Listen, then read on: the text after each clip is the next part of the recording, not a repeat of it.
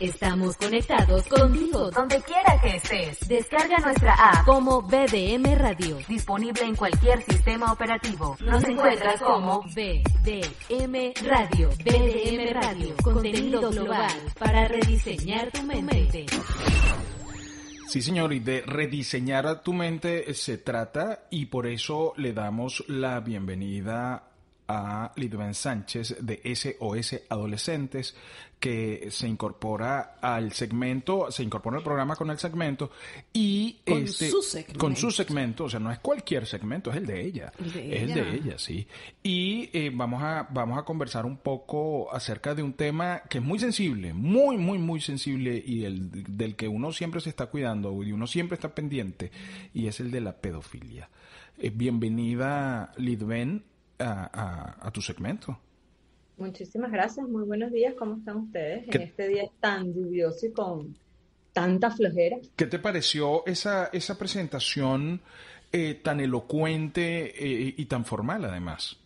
Oye, creo que está acorde con el tema que vamos a trabajar. Que hay que tocarlo con pinza, ¿no? Pero la verdad, no se parece a ti. No se parece a mí. No, es que la elaboré, tengo una semana elaborando esta presentación. Bueno, vamos a ver si el cierre lo haces igual y dices seres felices como es. Como es SRS felices. Ay, yo lo dejo, porque es que no puede ser. Porque Lucía dice, nadie como tú, nadie como tú. No hay un sustituto. No hay un sustituto. Ay, Lidben, bueno. cuéntanos, vamos a meternos en estas honduras, porque es un tema muy álgido, es un tema complicado, es un tema difícil, y que todo el mundo dice como lo del COVID. A mí no me va a pasar. Exactamente. Y a mí no me va a pasar, y como bien lo dices, es un tema del que se conversa, pero poco se investiga. Y esa es una de las grandes cosas que me llama poderosamente la atención, porque no solamente es desde la ingenuidad de que no me va a pasar, sino que está relacionado con la no caracterización o no la identificación de las personas que pueden estar sufriendo de esta enfermedad, ¿ok? ¿Y por qué me llama la atención y por qué lo quise traer? Porque una de las cosas que he trabajado y que he estado investigando para tener temas de contenido en las redes sociales de Seres Felices tiene que ver con todos estos movimientos que de alguna manera involucran a los adolescentes o a nuestros hijos, ¿no? Y me llama poderosamente la atención que ha surgiendo un movimiento relacionado con ese contraste de las minorías que hacen ver de lo que no es tradicional o normal como forzarlo a que sea normal y tradicional.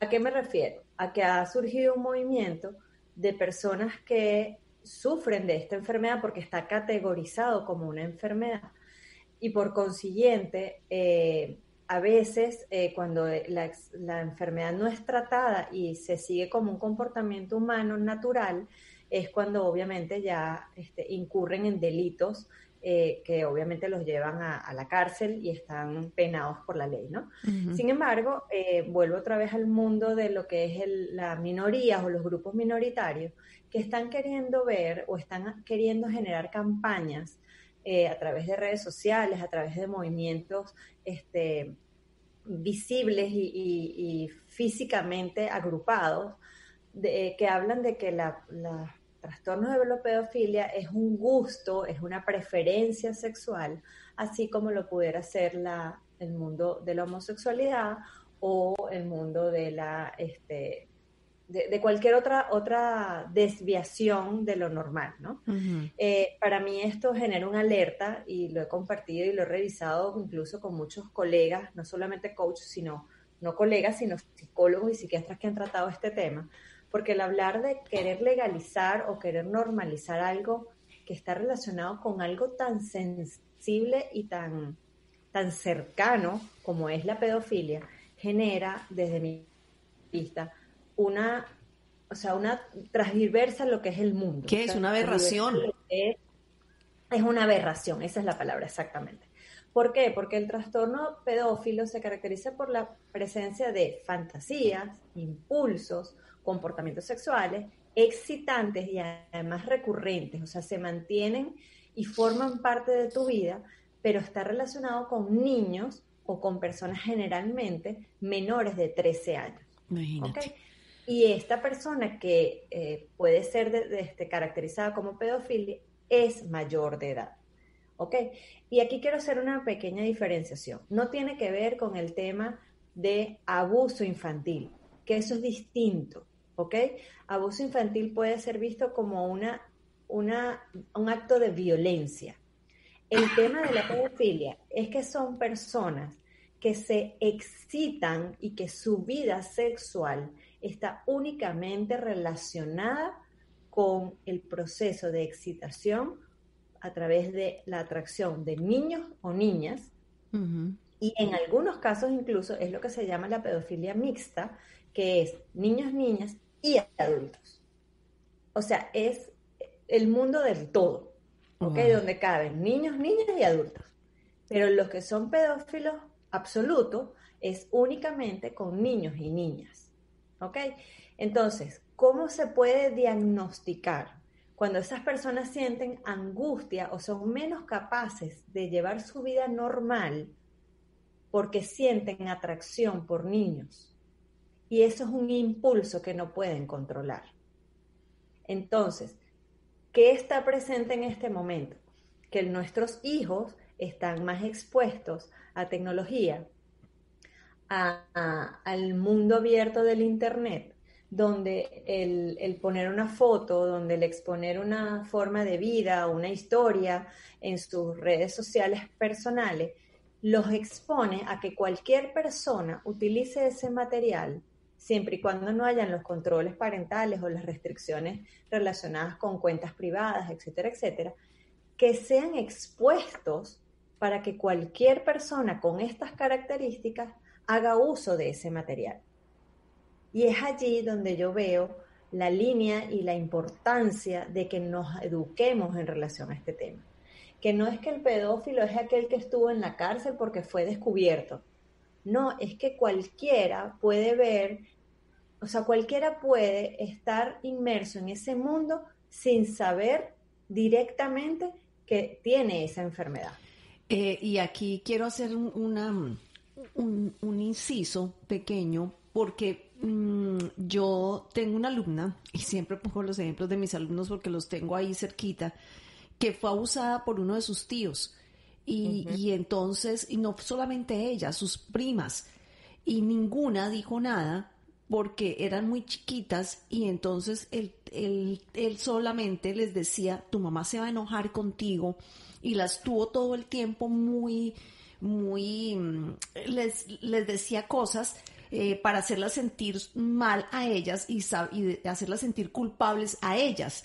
Entonces crecieron con unas inseguridades y unos conflictos personales terribles, y ahora, casi 40 y pico de años después, es cuando una de ellas decidió poner sobre el tapete esto, y en una reunión de primas, y las otras dijeron, a mí también me tocaba, a mí también me violó. Es que creo que según las estadísticas, esos casos se dan todos en círculos próximos a los niños. Muy próximos. Entre familiares, amigos, etcétera, ¿no? Y su papá y su mamá lo dejaba ahí porque era su hermano, y claro, nunca pensó que el tipo iba a hacer esas cosas con su hija y con sus sobrinas. Exactamente, y ahí es donde empieza, y por eso dice la comentario, de que a veces está relacionado con abuso de menores, ¿ok? Porque puede comenzar así, pero si esta persona que violaba a todos a las primas y a todo ese grupo, siendo menores de edad, hay dos conceptos o dos patologías. Está el hecho de ser violador, pero está el hecho de que el pedófilo a veces no necesariamente debe llegar al acto sexual, sino que simplemente su excitación y su proceso cognitivo de lo que es la vida sexual y de excitación y de sentirse pleno, no tiene que ver con el acto per se, tiene que ver con lo que me induce y me genera mi excitación. Claro. Y eso tiene que ver con ver a niñas, con ver a niños, ¿ok? Claro, no es como para el hombre adulto que se compra una revista pornográfica, para el pedófilo es sentarse a ver niños. Exactamente. Entonces, ahí es donde yo lo digo. Es una línea muy fina, pero que generalmente lleva a ambos temas, ¿ok? Y por eso lo digo, es un tema muy, muy complicado, muy, muy importante. ¿Y qué es lo que se hace visible? Lo que tú acabas de decir, Lucía. Lo que se atreven a decir que efectivamente yo denuncio porque efectivamente hubo una violación, fue recurrente, tenemos varias personas que pudieran ser testigos o que fueron víctimas de la misma situación. Pero ¿qué pasa con el pedófilo que efectivamente se le consigue en la computadora 100 videos de menores? ¿Qué pasa hubo un caso en estos días muy sonado en Estados Unidos de un papá de 31 años con una hija de menos de un año, donde la violó y la mató. Y entonces después cuando se hace todo el análisis y se dice qué pasó, efectivamente se descubre que la niña había sido violada más de una vez y se determina después cuando lo llevan preso que la persona era violador y además era pedófilo, o sea, y un pedófilo mixto, que efectivamente él llevaba su vida consensual y sexual con adultos, pero también se excitaba y la oportunidad que vio para hacerlo con la hija, bueno, fue tal que obviamente la niña lloraba y bueno, la llevó a la muerte, ¿no? Entonces, por eso digo, es una mezcla y es muy importante que tengamos claro que pueden haber casos silenciosos y eso es lo que quiero poner la bandera y es lo que quiero levantar, la información y la duda y que empecemos a investigar y a entender qué significa esto. Porque cuando hablas de estadísticas, algunos estudios reportan que entre 3 y el 5% de la población en general son pedófilos. Wow, altísimo. Exactamente. Y solo el 50% de los que son abusadores de niños son declarados pedófilos.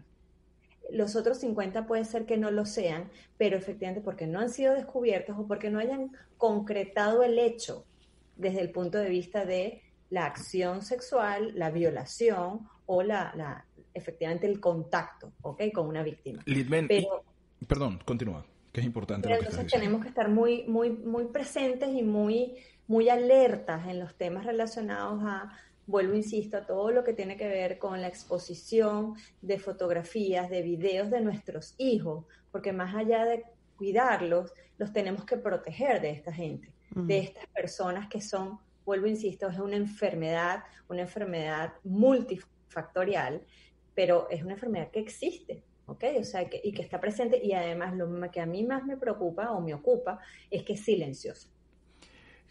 ¿Cómo es el juicio psiquiátrico de esa psicopatología? O sea, ¿a dónde va? ¿Qué les pasó a ellos cuando estaban chiquitos? ¿Son las neuronas? ¿Es una descompensación cerebral? ¿Es algo que todos tenemos y que a ellos no les salió? ¿O es algo que les salió a ellos y que a nosotros no? O sea, ¿cuál es el diagnóstico de un pedófilo? Porque no es una actitud normal, es una enfermedad. Uno lo ve como un aberrado, porque uno lo enjuicia a partir de lo social, uno lo estigmatiza a partir del juicio social. Pero el juicio clínico, ¿qué dice? Es el desarrollo de una conducta, ¿ok? Y muchas veces puede estar relacionada con factores de violencia, factores de control inadecuado de la rabia y que genera entonces lo que yo conllevo a decir, si yo tengo a mi niño herido o mi hijo herido, o sea, yo personalmente como adulto, pero porque a mí me hicieron daño, a mí me pegaban, a mí me maltrataban, entonces de alguna manera yo lo que hago es disfrutar cómo lo hago a través con otros, y ahí entonces efectivamente es donde se desarrolla esa conducta, ¿ok? Es una tendencia de personalidad que puede ser adquirida en la mayoría de los casos. No es que una persona nace pedófilo, ¿ok? Y puede ser que no la desarrollen incluso de pequeño, ni lo traigan como conducta, sino que se pueda sufrir después de una lesión cerebral, ¿ok? Puede ser traumática, tumoral o degenerativa y empiezan a presentar ese tipo de conducta. Yo conocí un caso de una persona mucho mayor, que efectivamente empezó a tener un tema de demencia senil y fue impresionante porque esa persona se le había muerto su esposa y él empezó a tener en ese proceso de demencia senil una conducta con su hija mayor que era impresionante, porque era como ese deseo, el quererla tocar, entonces eres mi hija, pero entonces la quería como, yo te limpiaba, yo te cuidaba cuando eras chiquita, y eso conllevó a un tema de terapia familiar, donde efectivamente incluso una de las cosas que se le pidió fue a la hija que se separara del papá, y esa separación física duró cercano a los 8 años. Wow. Muchísimo. Hasta que efectivamente ellos se hablaban por teléfono y todo, pero no se permitía por recomendación médica, porque eso podía ser producto de esa degeneración psicológica o mental del padre, podía generar alguna conducta que podía llevar a algún tipo de generación inadecuada de procesos sexuales, ¿no? Entonces, como te digo, Fran, no se nace con eso, es una conducta que se desarrolla, puede venir de aspectos relacionados con procesos de violencia, pero también puede ser producto de algún trauma o un proceso de lesión cerebral per se. Wow. Impresionante. Sí. Es sorprendente, llama mucho la atención, incluso cuando yo he hecho algunas como encuestas, ¿no? A personas, y le digo, ¿tú sabes qué es un pedófilo? Sí, esos que se les pone que han estado presos porque no sé qué, pero porque han violado y de repente los sacan. Entonces, bueno, pero les ponen siempre y entonces tienen que vivir a determinada distancia, donde hay niños, donde hay parques, donde hay colegios. Sí, efectivamente. Pero ahí también, y entonces cuando investigas y dices, bueno, la mayoría de las personas que han estado presas bajo esa figura y que la gente la caracteriza por eso, son los que se llaman los violadores o las personas, pero no los caracterizan como pedófilos, porque solamente el 50% terminan de ser relacionados con esa enfermedad. Lo demás son violadores, ¿ok? Entonces es importante resaltar que, y vuelvo e insisto mucho en esto, los pedófilos pueden ser personas que tienen esa enfermedad, pero son enfermedades silenciosas, ¿ok? Entonces, ¿cómo puede ser, cómo las personas o cómo los médicos diagnostican efectivamente la pedofilia? Cuando la persona ha experimentado fantasías, impulsos o comportamientos sexuales excitantes recurrentes, con niños o niñas hasta los 13 años, como lo dije anteriormente, la persona se siente afligida o menos capacidad de funcionar bien en el trabajo, con su familia o mismo en las interacciones con los amigos, ¿ok? Porque sobrepasa el impulso de esa conexión sexual con niños. La persona tiene más de 16 años o 18 años, perdón, y existe una diferenciación mayor a los 8 años entre él y las personas con las cuales él se excita, ¿ok? O tiene esa fantasía. Y además es importante saber que esto es un patrón, como me lo preguntaba Fran, que debe ser, o es determinado, o es detectado como enfermedad o diagnosticado cuando ha durado más de 6 meses, ¿ok? Entonces, imagínate todo lo que puede pasar en 6 meses para que efectivamente después sea diagnosticado. Wow. Puede ser que ese silencio haya sido mucho mayor a los 6 meses y todo lo que yo haya podido generar durante ese tiempo. Entonces, allí es donde está la alerta, allí es donde está la importancia de entender todo esto. Y traigo a colación, y es muy importante que lo sepan, e invito a que lo vean, sobre todo quienes tienen adolescentes y creen que eso no está cerca de uno.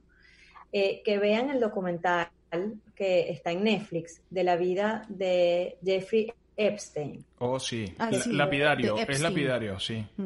Exactamente. Esto es un documental que habla de la vida de este multimillonario que luego de haber convivido en ese mundo de la pedofilia durante más de 10 años, ¿ok? Personas con muchísimo dinero que efectivamente hacían de su vida un libro de la pedofilia, ¿ok? Ese era su estilo de vida. La pedofilia, la prostitución de menores, todo lo que tenía que ver con el proceso de compra y de rata de de humanos y de personas jóvenes de otros países.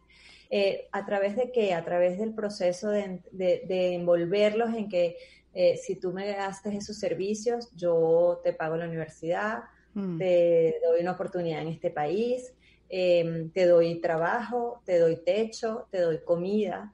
Y efectivamente, al final lo que se descubre, no solamente un imperio relacionado con ese estilo de vida, sino que funciona todo como una pirámide. Entonces tenía su mundo hecho, su negocio hecho, relacionado con las personas los pilotos, la misma novia, que era la persona que era, como quien dice, su reclutadora de esas menores de edad. Que además le abrieron juicio recientemente a ella, porque a ella la habían dejado al margen, pero a raíz del documental retomaron ciertos casos, ¿no? Sí, justo antes de la pandemia ella la meten presa y la consiguen, creo que es en Francia, Uh-huh. porque efectivamente logran relacionar o vincularla con ese proceso de selección. Quizás ella no, y lo que analicé y leí para poder conversar sobre este tema hoy, es que ella efectivamente no se le diagnostica o no se le enjuicia bajo la figura de pedofilia, sino que se le genera bajo la red de prostitución y de búsqueda de personas para saber que eso, ella estaba consciente perfectamente de todo lo que estaba pasando, ¿ok? Entonces era como una persona que ayudaba y contribuía a esta red, ¿no? Y efectivamente, bueno, se espera que sean encarceladas de manera importante y que, bueno, no vea más la luz del sol, ¿no? ¿Y qué pasa ahí? Ella también, de alguna manera, siempre se ha dicho que la pedofilia lo sufren los hombres, o en la mayoría de los casos son hombres los que son diagnosticados con estas enfermedades, o son como el parámetro o el perfil. Sin embargo, personas como ella abren la luz a las investigaciones de la Organización Mundial de la Salud, donde dice que efectivamente puede haber casos donde no es diagnosticado como pedofilia, pero sí del disfrute relacionado que el hombre lo haga y yo comparto eso. Entonces es lo que en este documental también se vive como las orgías, ¿ok? Las orgías con menores de edad. Eso entonces habla de otro nivel, de otros alcances de lo que tiene que ver con esa mentalidad que se desarrolla y esa personalidad que se desarrolla, ¿ok? Y por eso lo hablan de una enfermedad multifactorial. Y Lidben, ya para ir cerrando, porque bueno, el tema, y además creo que lo hemos tratado convenientemente, y ese caso de profesoras, porque de profesores se sabe, pero de profesoras que también han tenido relaciones con alumnos aquí en Estados Unidos, que inclusive las han metido presa y todo esto, porque lógicamente tener una relación sexual con un menor de edad es un delito aquí en Estados Unidos. ¿Ese también se toma como un caso de pedofilia o no? ¿Es una relación normal que la profesora se enamoró de su alumno y esas cosas que pueden pasar? Es que depende, Fran, porque si efectivamente no hubo una violación ni fue consensuado, porque eso pasa y ha pasado aquí muchas veces con casos de niños que efectivamente también se sienten atraídos por la maestra. No hay violación, en ese sentido es donde está la diferencia, ¿ok? Donde de alguna manera yo siendo menor de edad, yo siento atracción por esa persona. Entonces ahí donde está esa línea también muy fina. Sin embargo, como bien lo dices, eso es un delito porque pudiera interpretarse con que yo te manipulé para que pudiéramos llegar a ese proceso, ¿no? O a ese acto sexual. Sin embargo, es un tema muy delicado que pudiéramos incluso traer expertos para compartir y hablar sobre esto, pero mi tema está relacionado en que tengamos cuidado con esa exposición inadecuada de nuestros hijos, varones o hembras, a todo lo que son las redes sociales, todo lo que tiene que ver con el autoestima, el sentirse más o el querer exponer algo más allá de lo que yo soy en persona, porque, bueno, quiero llamar la atención, porque en manos de quién puede llegar, en manos de hasta dónde puede llegar eso. Y el día de mañana ese silencio nos puede ahogar, porque podemos estar muy cerca de quizás alguien que tiene esa desviación sexual y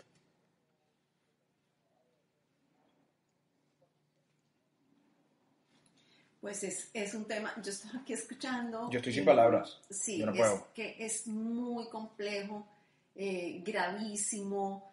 En esta época donde los padres han dejado de pronto tan solos, o las mamás han dejado tan solos a sus hijos en las casas porque han salido a trabajar, y a lo mejor lo que ven como algo normal no es tan normal. O sea, hay que estar con el ojo muy abierto y creerle a los niños, creerles cuando te dicen no me quiero quedar ahí, que les da pánico quedarse con una persona, que muestran rechazo a veces con una maestra. A veces con una maestra, con una empleada de la casa, etcétera, o con un mismo familiar que lloran y dicen no me quiero quedar ahí. Claro. Ver por qué razón esos niños presentan esas reacciones y estar muy atentos, porque si nosotros como padres o como familiares o como maestros no lo hacemos, o sea, no le vamos a poder ayudar mucho a los niños para poder avanzar en ese sentido.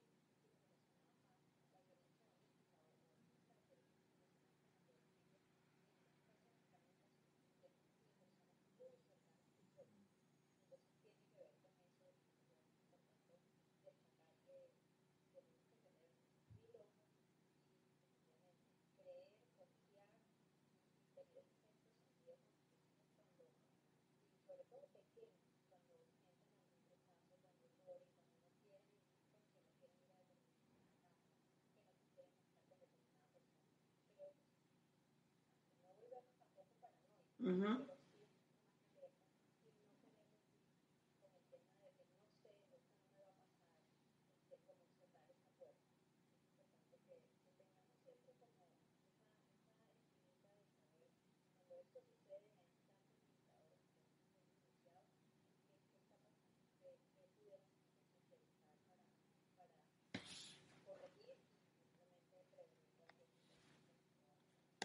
Así, volvernos observadores y tomar acción cuando sea necesario. Bueno, llegamos al final, no solamente de la sección, sino del programa, así que solamente para que ustedes puedan ampliar la información, pueden buscar después o si lo quieren escuchar nuevamente, pueden buscarlo en formato de podcast en cualquiera de las plataformas de streaming como Apple Podcasts, como Spotify, todas las plataformas de streaming, Evox. Pueden ir y ponen BDM Radio y ahí buscan SOS Adolescentes y le van a aparecer absolutamente todos los temas que se han tratado aquí con esta sección. A Litben la pueden encontrar en su cuenta de Instagram Seres Felices, que es como señores, SRES Felices, SRES Felices, ahí la pueden encontrar. Y ahí están todos sus datos, para una consulta, a lo mejor tienen un caso cerca, saben de algo, cómo podemos ayudar, cómo podemos colaborar con esto, y Litben está ahí disponible para eso. Así es. Este es un tema que me toca mucho, por eso estoy así, porque... Nos toca a todos, toca a todos en definitiva. A mí en particular. Litben, bueno, entonces, ¿qué otro dato que quieras agregar?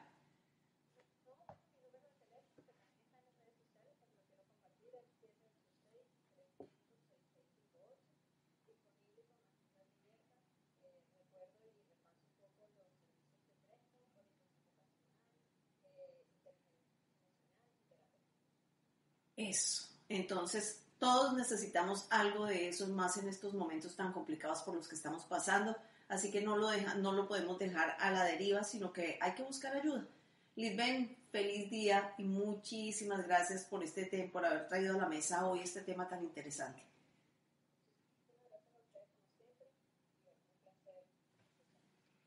Muchísimas gracias. Bueno, hoy está la reposición de este programa a las 5 de la tarde y Si no, si ya lo escuchó, pues con eso es suficiente. Nos escuchamos mañana a las 8 de la mañana, nuevamente en vivo.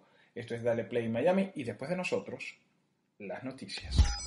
Estamos conectados contigo donde quiera que estés. Descarga nuestra app como BDM Radio, disponible en cualquier sistema operativo. Nos encuentras como BDM Radio. BDM Radio, contenido global para rediseñar tu mente.